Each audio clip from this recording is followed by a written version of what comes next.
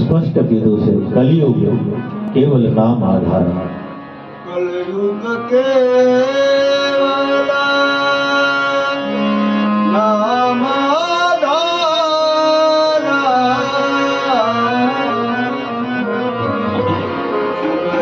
સુમરે સુમરિલન ઉતરાહી ભવ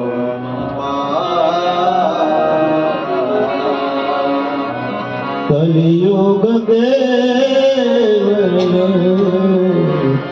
નામ આધાર. સુમેરે સુમેરે નાર ઉતર પારા. સુમેરે સુમેરે નાર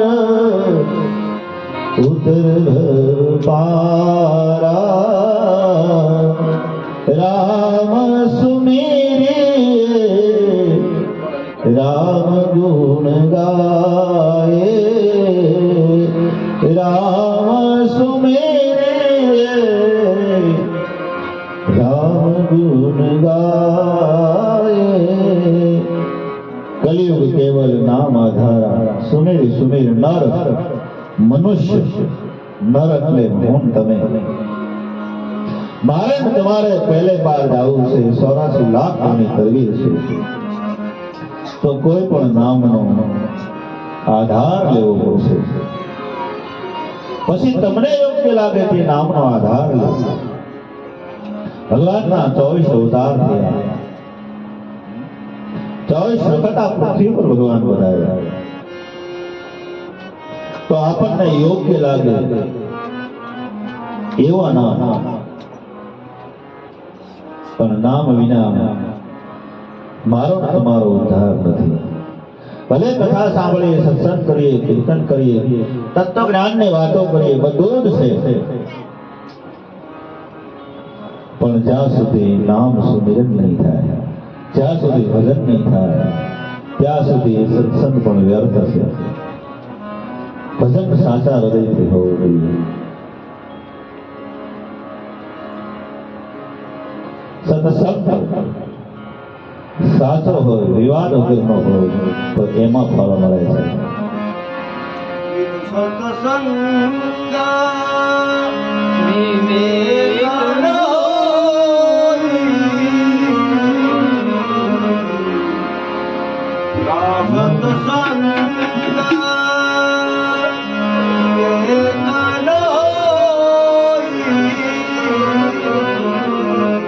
રામ કૃપા બીનો સુલભન સોઈ. રામ કૃપા બીનો સુલભન સોઈ. બીનો સત્સંગ વિવેક ન હોય. સત્સંગ વિના તુલસીદાસજી એમ કહે છે માણસમાં વિવેક નથી આવતો. હું તમે રોજ સત્સંગમાં જાય, સ્વાધ્યાયમાં જાય, કોઈ યાત્રાએ જાય તો મનુષ્યમાં વિવેક શક્તિ આવે છે. અને વિવેક સત્સંગથી પ્રાપ્ત થાય. પણ સત્સંગ ક્યારે પ્રાપ્ત થાય? રામ કૃપા બીનો સુલભ સોસો. જ્યારે ભગવાનની કૃપા થાય ત્યારે મને ને તમને સત્સંગ, સ્વાધ્યાય અને યાત્રાઓ મળે છે. એટલું યાદ રાખવું કે મારે તમારી ઉપર રામની કૃપા થઈ એટલે આપણે અહીં આવ્યા છે. તુલસીદાસજી સોપાનમાં સ્પષ્ટ કહે છે રામ કૃપા બીનો સુલભ સોઈ. રામ કૃપા બીનો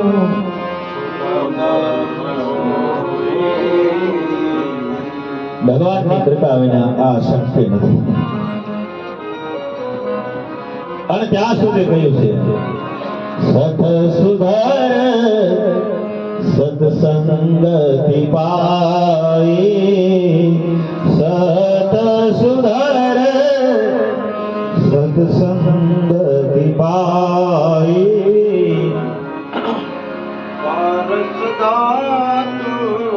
કુઘાત સુહાઈ. પારસ પરસ ઉગાત સુહા.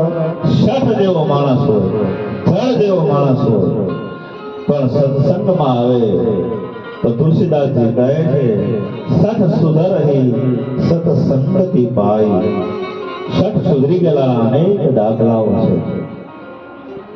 વાલીઓ લૂંટારો હતો પણ સંતો મળ્યા, સત્સંગ થયો તો રામ નામ શબ્દનો મંત્ર આપ્યો, પણ એ મંત્રમાં મરા મરા બોલ્યા તો પણ લૂંટારામાંથી વાલ્મીક ઋષિ બની ગયા. સઠ સુધરહી સત્સંગતિ પાઈ. ખાલી સંતોને જેના આંગણે જમ્યા ને એના ઉદ્ધાર થઈ ગયા. અજામિલ પાપી હતો, એના ઘરે ખાલી સંતો જમ્યા. અજામિલ ના ઘરે સાધુએ ખાલી પ્રસાદ દીધો, અજામિલ આવી ગયા. સાધુને કીધું નીકળો, આ કોને તમને કીધું, કોને બેસાડ્યા? એમના પત્નીએ કીધું તું તમે જમીન જલ્દી જતા રહો, પણ સંતોને ખબર હતી. સંતોને કહ્યું હતું એમના પત્નીએ કે મારો સ્વામી લૂંટારો છે, ડાકુ છે, અજામિલ પાપ કરવામાં નહીં બાકી નથી રાખ્યું, અને એમને ખબર પડશે કે મેં તમને જમાડ્યા તો તમને કઈ બે શબ્દ બોલે એ સંતો એ સાધુ, એના પહેલા આપ જમી અને જલ્દી આપ પધારો, જે તીર્થયાત્રાએ ગયા હોય ત્યાં. સાધુએ જમતા જમતા કીધું અજામિલની પત્નીને કે તારા ઘરમાં અન્ન ખાધું છે, અને સાચો સાધુ એવો કે હવે તારો સ્વામી ડાકો છે પણ એને દેવ બનાવી, દેવ બની ગયા કારણ કે ભાગવતમાં એની કથા લખાવે, અને એનો જો ઉદ્ધાર ન કરી નાખીએ તો અમે સાધુ નહીં. હવે તો અમે જમીએ, જેના ઘરનું જમે. તમને એમ થાય સાધુ બ્રાહ્મણ આપણે જમવા ખાવા આવે, ખાવા નથી આવતા. અમારે સંતો કહે છે, મોરારી બાપુ જેવા મહાન સંતો એમ કે છે સાધુ જેના ઘરે જમે એ સાધુ એના પાપને ખાઈ જાય છે, અન્નને નથી ખાતો. એનું પાપ ખાઈ જાય, એનું કર્મ ઓછું થઈ જાય. એટલા માટે આપણે પેલા સવાસીઓ ગામડામાં હતા, સાધુ બ્રાહ્મણને જમાડવામાં આવતા, રોટલાઓ બંધાવવામાં આવતા. કહેતા બાપુ એક રોટીરામ લઈ લેજો, અમારે ઘરે સાધુને રોટીરામ આપવામાં આવે છે. એક વર્ષે 365 સાધુ જમાડવાનું પુણ્ય એમને મળે છે. એટલા માટે એ રોટલાઓ બંધાવવામાં આવતા, એટલા માટે સાધુ સંતોને જમાડવામાં આવતા. અને અજામિલ આવ્યા અને કીધું કોને પૂછીને અહીંયા બેઠા, ચાલો નીકળો. ત્યારે કહ્યું સંતોએ હે અજામિલ,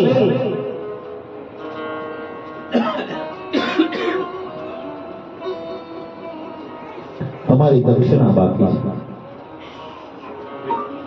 હું ને તમે સાધુ સંતો અને બ્રાહ્મણોને જમાડી પ્રસાદ લેવડાવીએ પછી દક્ષિણા આપવી જોઈએ, જે પહોંચીએ. આપણે પહેલા નિયમ હતો ને 10 પાંચિયાનું ચલણ હતું, મને ખ્યાલ છે, પાવલીનું ચલણ હતું.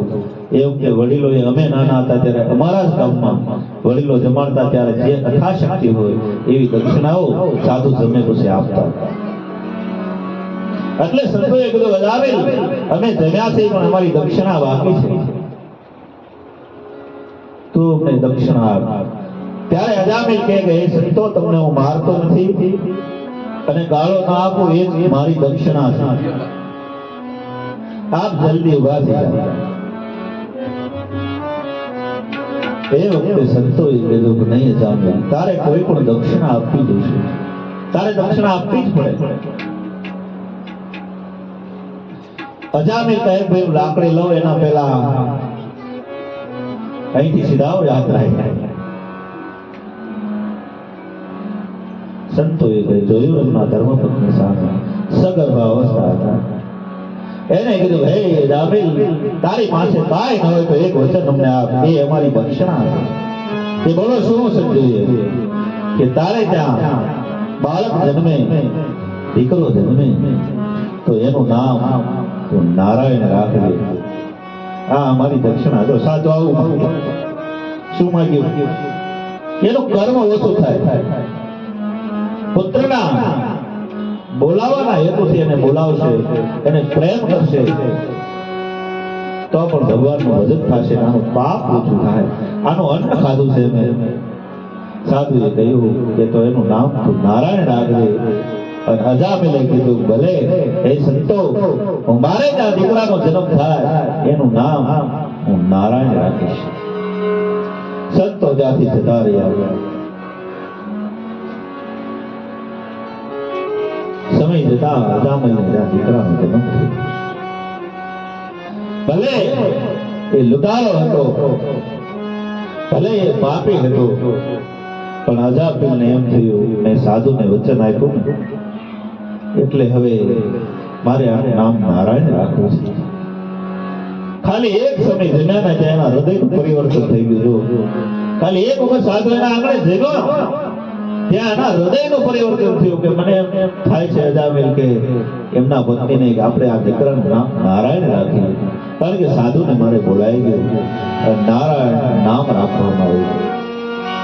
હવે એ પુત્ર ધીરે ધીરે મોટું થાય છે.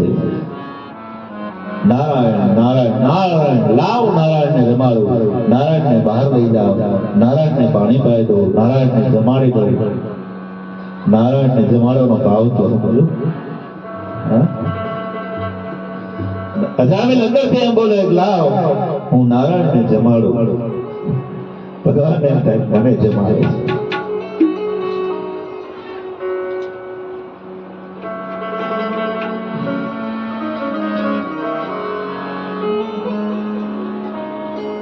અને અંત સમય એવો આવ્યો, અજામિલ યમના દૂતો લેવા માટે આવ્યા. યમના દૂતો જ્યાં લેવા માટે આવ્યા અને જ્યાં અજામિલનો પ્રાણ ખેંચાણો, ત્યાં તો મોઢામાંથી શબ્દ નીકળ્યા, પુત્રમાં જીવ ગયો. હે નારાયણ, હે નારાયણ, હે નારાયણ, પિતા દોડજે, હે નારાયણ. ભગવાને વૈકુંઠમાં વાત જામી અને પાર્ષદોને મોકલાવ, જાઓ અજામિલને વૈકુંઠ લઈ આવો. અને દોડતા પાર્ષદો આવ્યા. પાર્ષદો આવી યમદૂતોને નસાડી મળ્યા. જાણે અજાણે નામ લેવાથી અને અંત સમયે ભગવાનનું ભજન કરવાથી એ અજામિલ વૈકુંઠ પદને પામ્યો. તો આવું છે ભગવાનનું નામ, આ છે ભગવાન નારાયણ નામનો મહિમા. એટલે આપણે ગાતા હતા, નારાયણ નામની હો મારા છે ડોકમાં,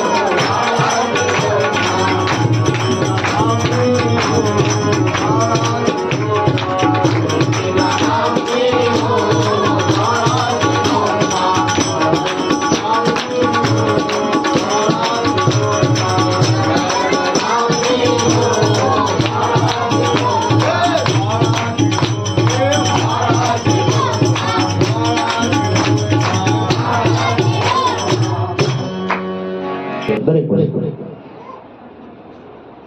એટલે દેશી ઢાળમાં દેશી સત્સંગમાં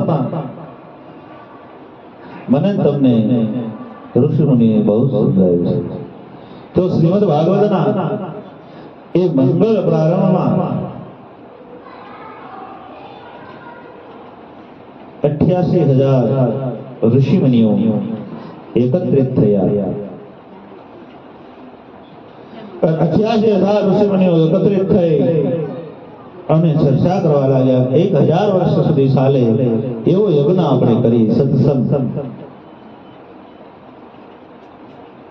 ભગવાનને પૂછ્યું નારાયણ, અમારે 1,000 વર્ષ સુધી સત્સંગ ચાલે એવો યજ્ઞ કરવો છે, સત્સંગ કરવો છે, ગુણગાન ગાવા છે, તો એ જગ્યા બતાવો.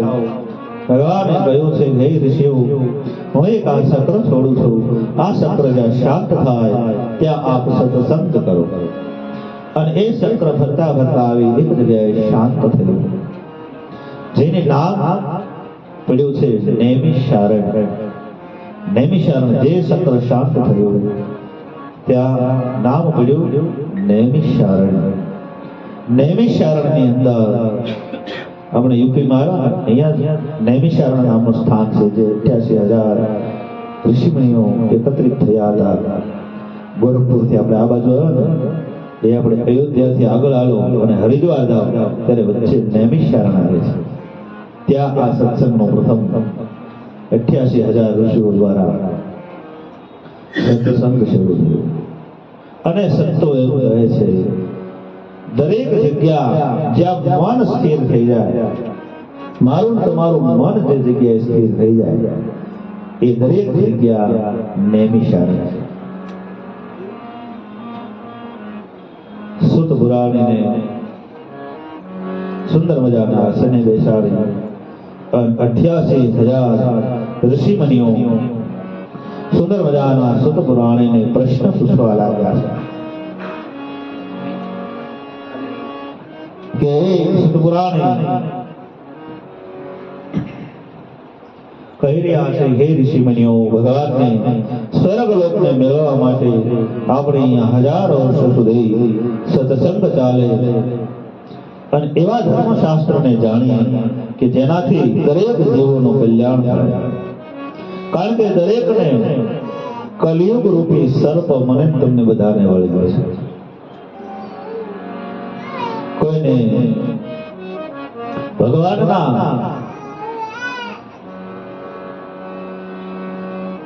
કામમાં રસ નથી. ધન્ય છે આપણે હિન્દુસ્તાનને, અને ધન્ય છે આપણે પાંડુરંગ દાદા શાસ્ત્રીને. એને એમ થયું ભગવાનનું કામ કોણ કરશે.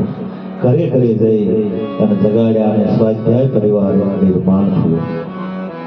અને આજ પણ હજી પ્રભાત ફેરીઓમાં સ્વાધ્યાયના ભાઈઓ ઘરે ઘરે જઈ અને સુંદર મજાનો એ દાદાનો સંદેશ અને ગીતાનો સંદેશ એક એક વ્યક્તિ સુધી જન જન સુધી પહોંચાડવાની એ યાત્રાઓ ચાલી રહી છે. તો એ સ્વાધ્યાય પરિવારને, દરેક પરિવારને, પૂર્ણ હિન્દુસ્તાનના પરિવારને એક વખત તાળીઓના ગડગડાટ થઈ જાય. દાદા તો એમ કહેતા, તમે મંત્ર બોલી શકો, તમે ભગવાનને યાદ કરી શકો, તમે દીપ કરી શકો, કોઈને બંધન નથી. ભગવાનનું નામ દરેક લઈ શકે, ભગવાનના ગુણગાન દરેક ગાઈ શકે.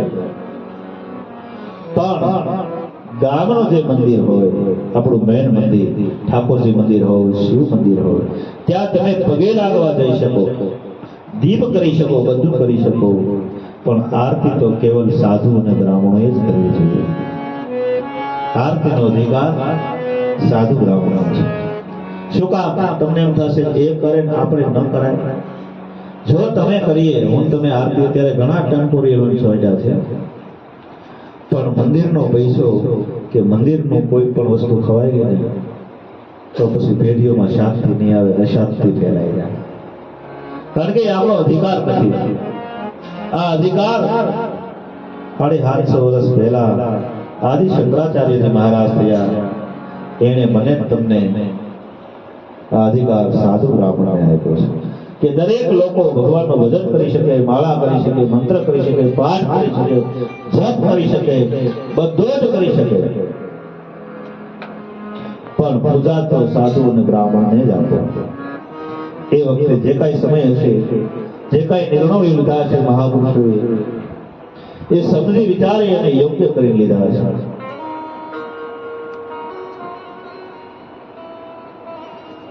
તો સદપુરાણી સુંદર મજાની સત્સંગની કથા કરે છે. એમાં સૌ પ્રથમ એની નારદની કથા લે છે કે નારદ ઋષિ હાથમાં વીણા લઈ ભગવાનનું ભજન કરતા કરતા આકાશ માર્ગે જઈ રહ્યા છે. નારદજી પોતાના મુખથી વાતો કરે છે. શ્રીમન નારાયણ નારાયણ હરિ હરિ,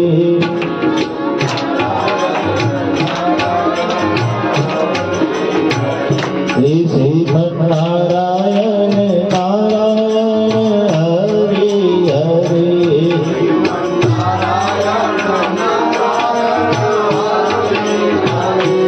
બદ્રી નારાયણ નારાયણ હરિ હરિ. કરતા લો બેનો લાવ હોય તો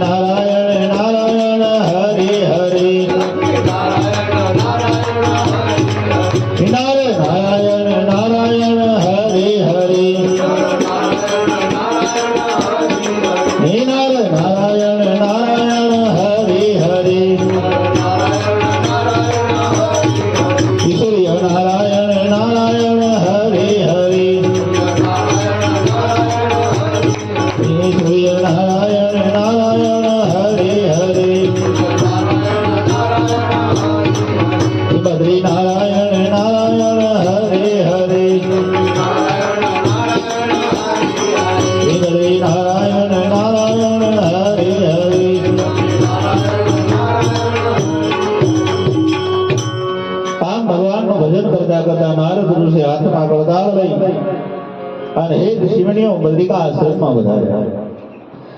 અને નારદ ઋષિને સનત કુમારોનો ભેટો થયો. આજે મને બદ્રીનાથ ત્યાં સનત કુમારો અને નારદ મળ્યા. શુદ્ધ પુરાણે સનકાદિક ઋષિઓને બતાવ્યા.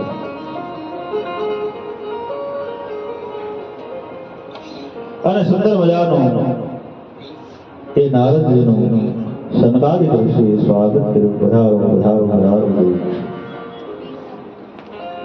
અને નારદ ઋષિ ત્યાં બેસી પોતાની વ્યથાને ઠાલવે છે. એ કથાને આપણે 2 મિનિટ વિરામ આપશું. ત્યાં સુધી જલપાન કે જે કઈ હોય રામ દરબારમાં બધાને સેવા